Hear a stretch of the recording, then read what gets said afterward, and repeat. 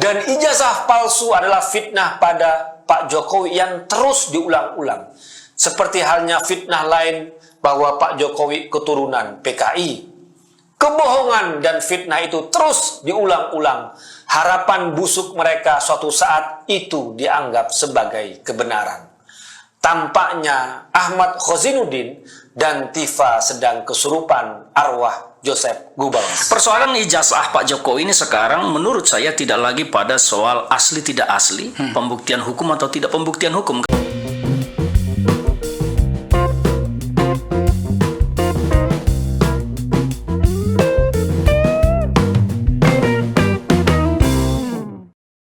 Assalamualaikum warahmatullahi wabarakatuh. Shalom, Om Swastiastu, Namo Buddhaya, salam kebajikan, salam sejahtera bagi kita semua. Ya, kembali lagi dengan saya di sini Leonardo Sirait di channel kesayangan kita ini, Sirait Media. Oke teman-teman, kali ini kita membahas hal yang sangat menarik untuk kita simak bersama-sama, ya kan? Oke, tanpa berlama-lama langsung aja kita saksikan video berikut ini. Dari golongan kedua, Jokowi masih dianggap ancaman bagi masa depan mereka. Meski tak lagi bisa maju pada tahun 2024 adalah para pendukung Anies Baswedan yang ngebet untuk tahun 2024. Sebutlah satu akun di Twitter dengan nama @Dr.Tifa yang sangat gencar sebagai buzzer Anies Baswedan, tapi juga sangat gencar memfitnah Presiden Jokowi. Tweet Tifa yang mengaku dokter itu sebenarnya konyol kalau tidak mau mengatakan tolol. Dia mengaku belajar anatomi, tapi menganalisa dua foto Presiden Jokowi yang berbeda usia. Yang satu masih muda dan berkumis, dan foto lagi usia saat ini dan tidak berkumis, juga beda pose. Yang satunya agak tersenyum, satunya tidak. Kemudian dengan mengaku sebagai dokter dan belajar anatomi, tapi yang dijadikan bukti hanya foto, Tifa membuat kesimpulan dungu. Dua foto itu orang yang berbeda. Tifa ini mengamati anatomi atau fotografi. Kok mengambil kesimpulan mengatasnamakan anatomi, tapi hanya dari dua foto saja. Setelah disebarkan fotokopi ijazah UGM milik Presiden Jokowi, Tifa masih membuat fitnah dengan menunjukkan ijazah dia sendiri di UGM yang nama dia di ijazah dengan tulisan tangan yang katanya tulisan tangan yang indah, tapi di ijazah Pak Jokowi ditulis yang katanya sembarangan. Hanya berpatokan pada jenis tulisan di ijazahnya sendiri, kemudian Tifa membuat kesimpulan dungu bahwa ijazah Jokowi bisa dipertanyakan. Bisa jadi Tifa dan gerombolannya ini merasa Jokowi tetap menjadi ancaman bagi Anies Baswedan yang mereka gadang-gadang untuk 2024. Karena itu mereka akan terus memfitnah dan menyerang Jokowi. Atau Tifa dan gerombolannya punya dendam kesumat pada Jokowi soal pilihan presiden. Ya, pilihan mereka selalu dikalahkan oleh Pak Jokowi dua kali, baik pada Pilpres tahun 2014 dan tahun 2019. Namanya fitnah, maka tidak perlu mereka capek-capek dan teliti mengajukan bukti. Fitnah ini didesain sebagai propaganda. Letaknya bukan pada kekuatan bukti formil, tapi kekuatan opini publik dan medsos yang viral. Cara-cara mereka persis mengikuti Joseph Goebbels, menteri propaganda pada era Nazi Jerman, bahwa kebohongan yang diulang-ulang suatu saat akan dianggap sebagai kebenaran. Sebarkan kebohongan berulang-ulang kepada publik. Kebohongan yang diulang-ulang akan diterima sebagai kebenaran, kata Goebbels. Dan ijazah palsu adalah fitnah pada Pak Jokowi yang terus diulang-ulang. Seperti halnya fitnah lain bahwa Pak Jokowi keturunan PKI. Kebohongan dan fitnah itu terus diulang-ulang. Harapan busuk mereka suatu saat itu dianggap sebagai kebenaran. Tampaknya Ahmad Khozinuddin dan Tifa sedang kesurupan arwah Joseph Goebbels. Oke, sebelum kita masuk ke dalam pembahasan ya teman-teman ya, Sirait Media lebih jauh ya. Saya akan sounding kembali karena semakin hari semakin dekat ya teman-teman ya, perjalanan kami untuk ke rumah Pak Jokowi dan juga untuk ketemu teman-teman pecinta murni Pak Jokowi ya, YouTuber Pak Jokowi lah ibaratnya, yang tanpa dibayar, yang tanpa ditransfer gitu ya. Ya memang dengan hati nurani kami gitu kan untuk mendukung Pak Jokowi gitu. Selama ini kita menyuarakan karena banyak kebijakan-kebijakan beliau yang sangat luar biasa. Nah, akhirnya kami sepakat berkumpul gitu dari Sabang sampai Merauke ya, YouTuber Jokowi ini akan bertemu Pak Jokowi di Solo gitu ya. Kita akan berkumpul menjalin silaturahmi ya di sana, dan ini nggak gampang gitu ya, dan sangat membutuhkan juga dukungan teman-teman penonton Sirait Media khususnya ya. Kita kolekan lah gitu ya, dan pastinya butuh juga doa dari teman-teman yang menonton agar kegiatan ini bisa terlaksana ya, agar acara ini berjalan dengan baik dan bisa ketemu di Solo gitu ya. Nah, terima kasih buat teman-teman yang sudah berkontribusi untuk meringankan biaya perjalanan ini ya. Saya sangat mengapresiasi, saya sangat berterima kasih atas apa yang kalian sudah berikan gitu ya. Penonton setia Sirait Media ini luar biasa gitu ya. Saya yakin ya hatinya luar biasa, awesome gitu ya. Ya kan?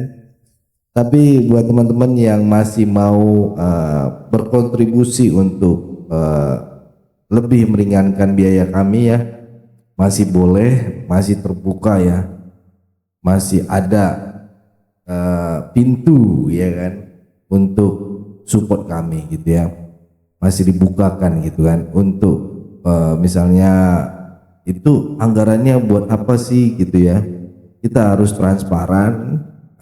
Anggarannya itu biasanya misalnya penginapan, untuk transportasi dari Jakarta ke Solo, dari Solo ke Yogyakarta, dari Yogyakarta ke Jakarta lagi, dari Jakarta akan kembali lagi ya ke masing-masing lokasi kita kan, soalnya kita banyak beda-beda ya, beda-beda.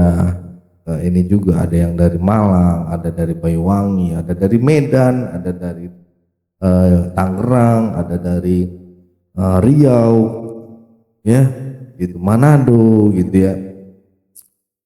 Kita bersatu gitu ya untuk sepakat gitu mau bertemu gitu ya.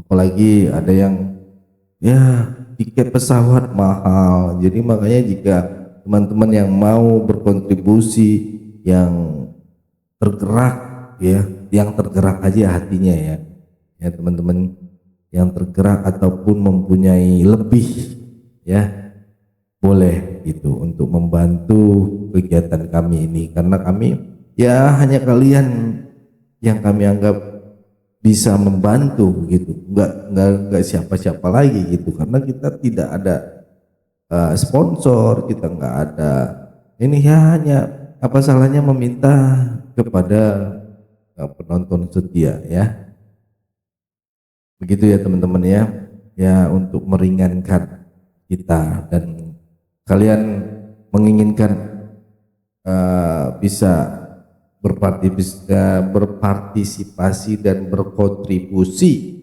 dalam perjalanan ini, silakan teman-teman ya, bisa melihat nomor rekening di sini, dan atau kalau nggak mau ribet-ribet, scan QRIS ini ya di mobile banking teman-teman ya, dan kalau bisa WhatsApp saya ya, ini nomor WhatsApp saya langsung gitu ya teman-teman ya, konfirmasi ataupun kirimkan capturean ataupun foto screenshot ya, pengiriman agar saya dan tim pastinya mendoakan kebaikan kalian yang sudah ambil bagian, mau besar mau kecil semuanya sama ya. Intinya mau berpartisipasi untuk kegiatan ini. Selain itu kita bisa melakukan silaturahmi dan tanpa perlu banyak basa-basi ya teman-teman ya. Yang pastinya nomor WhatsApp yang dicantumkan ini adalah nomor WhatsApp saya sendiri teman-teman. Jadi nomor ini saya yang pegang gitu ya. Saya yang jawab sendiri, saya yang menerima sendiri gitu ya. Jadi teman-teman Ciret Media yang loyal, yang ingin support kita terus untuk menyuarakan suara rakyat jelantah, monggo bantu kami, bantu saya, bantu channel ini ya teman-teman ya. Jangan hanya sekedar menjadi penonton, tapi menjadi penuntun, asik. Oke, cukup itu dulu pengumuman hari ini, dan mari kita saksikan dulu video berikut ini. Ya, terima kasih Bang Akbar. Ya, pertama saya sangat prihatin ya dengan apa yang terjadi sekarang ini. Bahkan masyarakat, sekelompok masyarakat sudah menyasar kepada wilayah private Pak Jokowi ke kediaman beliau. Persoalan ijazah Pak Jokowi ini sekarang menurut saya tidak lagi pada soal asli tidak asli, pembuktian hukum atau tidak pembuktian hukum. Karena kalau masuk ke sana ini akan semakin jauh dan semakin ruwet. Bahkan kalaupun contohnya Pak Jokowi ingin memuaskan hasrat para penggugat ini, ditunjukkan contohnya aslinya, tidak akan selesai di situ karena orang kemudian akan meminta pembuktian lebih lanjut. Contohnya bicara tentang uang palsu, kalau saya tunjukkan uang 100.000 dipoto, siapa yang bisa mengatakan itu uang saya asli atau palsu? Kecuali dilakukan uji forensik yang sah. Betul. Nah ini kan akan begitu. Nah sekarang yang mau kita lihat sekarang, apa sih soalnya yang terjadi? Kalau saya memperhatikan dari kelompok yang terus melakukan menggugat secara tanda kutip, bukan menggugat di pengadilan ya, tentang keaslian ijazah Pak Jokowi ini, saya melihat ada di latar belakangi kemarahan dan dendam terhadap Pak Jokowi. Kalau kita melihat kelompok ini, dari nama saja yang datang ke sana itu saya melihat, saya mencermati betul tim pembela ulama. Kenapa kok tim pembela ulama mengurusi ijazah asli palsu Pak Jokowi? Saya dalam hal ini tidak mendukung Pak Jokowi, tidak mendukung teman-teman yang ke sana, tetapi saya mendukung bagaimana sebetulnya kebenaran segera saja terungkap. Nah ini yang saya perhatikan, ada teman-teman yang menggugat ini membawa misi kemarahan dan dendam. Mungkin karena kelompok ini juga adalah, kalau saya perhatikan orangnya, adalah orang-orang yang selalu ingin menggugat Pak Jokowi soal peristiwa KM50. Terutama kalau kita melihat seperti disampaikan tadi, kelompok yang terus turun ini adalah kelompok yang memang menjadi korban. Saya memilih kata korban di zaman pemerintahan Pak Jokowi. Salah satunya pembubaran ormas-ormas ya, seperti EPI, HTI. Nah kalau kita lihat ini kan ada benang merahnya semua. Ada tarikannya. Ada tarikannya. Nah makanya di Expon saya sampaikan, apalagi sih yang mau kita ini? Betapa malunya bangsa kita ini, betapa nistanya bangsa kita ini kalau ini masih terus dilanjutkan. Saya lihat, perhatikan itu, kemarahan itu tertumpah begitu saja ketika tidak lagi sepikir dengan teman-teman yang melakukan gugatan terhadap keaslian ijazah Pak Jokowi ini. Jadi menurut saya sudah tidak murni kepada soal ijazah, tapi ini sudah soal perasaan terhadap Pak Jokowinya. Mau itu asli ijazah Pak Jokowi, nanti ini akan tetap saja perasaan ini benci dan marah. Karena apa? Ada landasan dendam yang saya sampaikan tadi. Jadi persoalannya sekarang ini bukan lagi soal tentang diterima atau tidak diterima oleh masyarakat, soal langkah Pak Jokowi, tetapi bagaimana mereka memberikan efek pukulan kepada Pak Jokowi, itulah yang ditargetkan menurut saya. Secara psikologis ya? Secara psikologis. Jadi ini tidak akan selesai persoalan ini. Kalaupun Pak Jokowi menyerahkan itu, dibuktikan secara hukum sah, ini tidak akan selesai. Saya bilang tadi akan turun ke Mas Gibran, karena kemarahan belum tuntas dan belum selesai. Ya kalau memang seperti itu, terus untuk apa? Untuk apa kita bicarakan masalah pepesan kosong ini? Nggak ada manfaatnya untuk bangsa ini. Untuk apa juga Pak Jokowi menyampaikan yang asli itu ke mereka? Kan sudah jelas. Bawaslu, KPU sudah menerima surat yang ijazah yang sudah dilegalisir. Itu berkekuatan hukum tetap loh. Kan Anda semua orang-orang hukum, tahu dong harusnya. Kalau saya jadi Pak Jokowi, saya juga nggak mau. Dan kalau mereka masih tetap misalnya kemudian mengarahkan kepada Gibran, namanya politik, Bar. Menurut saya nggak ada masalah. Ya silakan aja. Peristiwa politik kan nggak pernah berhenti di satu titik. Iya. Nah, teman-teman, itulah tadi beberapa video yang bisa kita simak bersama-sama, ya. Kita saksikan pada kesempatan kali ini ya. Ya, oke, mungkin cukup segitu dulu teman-teman Sirait Media. Bagaimana menurut kalian teman-teman? Boleh berikan pendapat kalian di kolom komentar. Pesan saya pokoknya tetap jaga persatuan Indonesia. Jangan mau dipecah belah. Jangan mau diadu domba. Karena NKRI harga mati. Saya Leonardo Sirait, mohon undur diri.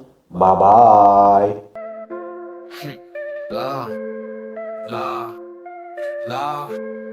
Yo, Jokowi lovers in the house, yo.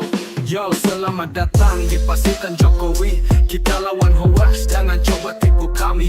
Banyak tuduhan, kami ini buzzer. Kami nggak minta beras, apalagi ditransfer.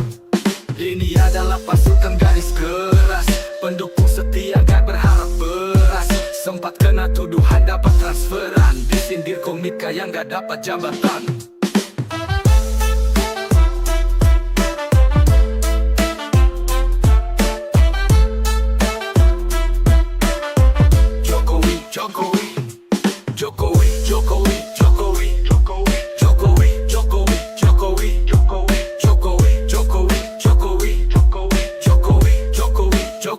Jokowi, opung parbelah katanya kawennya guru gembul. Tetap solid walau dihujat gak bakal tumpul. Banyuwangi official kirim baju biar dimaafin. Tetap loyal meski sindiran datang makin-makin. Adrik Fanani paling tua tapi cerdas. Pengalaman luas bukan ngomong doang keras. Egar Mahmud teriak setiap hari. Ketawa melulu bikin vibes tetap happy. Pasukan garis keras tetap solid. Gak butuh transfer kita gak licik. Lawan hoax kita tetap asik. Pendukung setia selalu epic. Rinaldi SB diem aja males respon, tapi tetap stay cool. Langsung jawab kalau di telepon. Di CTV 84 paling sigap. Re-upload parbelak, geraknya cepat tanggap. Farm project kalem tapi banyak gimmick. Kelihatan slow tapi kontennya selalu unik. Sirait Media, Batak tapi periang. Loyalitas tinggi tetap jalan gak bakal hilang.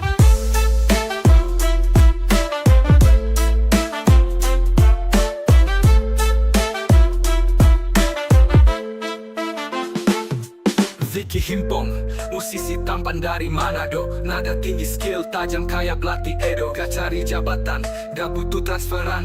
Tetap teguh dukung meski sering disinggung orang. Pasukan garis keras tetap solid. Gak butuh transfer, kita gak licik. Lawan hoax kita tetap asik. Pendukung setia selalu epic. Terima kasih kepada semua pendukung kami. Hingga akhirnya bisa bertemu Pak Jokowi. Semoga Tuhan membalas kebaikan semuanya, dimurahkan rezeki dan panjang usia.